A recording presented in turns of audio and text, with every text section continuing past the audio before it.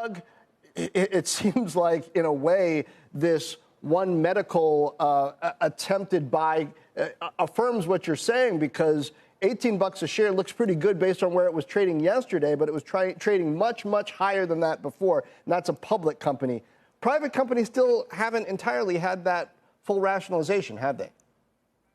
They really haven't, and I think Klarna a few months ago really was the first example of a company that has had that rationalization. We've been calling it kind of the return to sanity, where 2021 was very much a seller's market to the extreme. And I think when you get seller's markets to the extremes, you end up in bubbles. And now investors are sort of coming to their senses. They're saying, look, we actually have to buy assets, not just on quality of business and pay anything, but we need to buy assets that eventually can justify the price we're paying based on future performance. That's sort of investing 101. And now that the bubble, I think, has burst, we're sort of returning to that mindset. So why should retail investors in the public markets care about this? And I think there's a bit of IPO market in here. There's a bit of perhaps acquisition questions in here as far as what's going to be truly affordable for public companies to buy to fuel growth.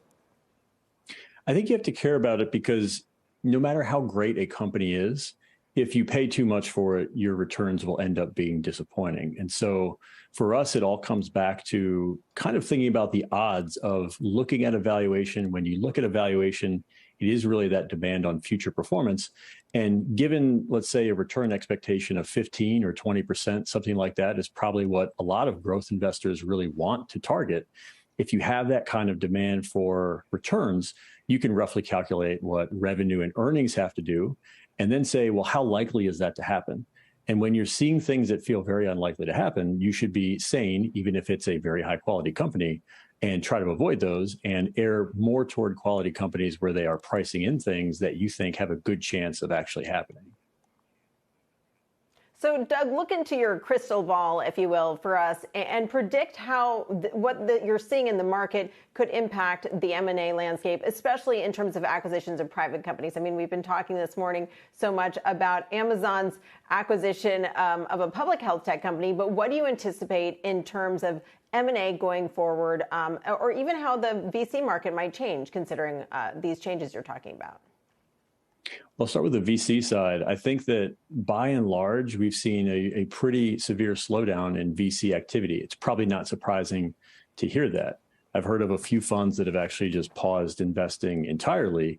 And a lot of the funds that we talk to that say they're still looking at deals, they're probably more closer to pause than they are actually trying to be aggressive and deploying right now.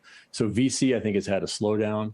I think we will eventually see VC return to somewhat more normal activity now that the markets are reflecting what happened in the public markets, maybe over the next 6 to 12 months. On the M&A side, I think we have seen some activity. Thoma Bravo has been very active on the PE front. They bought a few companies. Obviously, we've seen Amazon be aggressive today with their acquisition.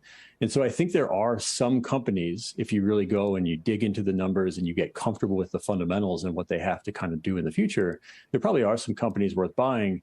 But I think there's probably more landmines out there than there are absolute bargains, despite the fact that so many high growth tech stocks are down 70 to 90%.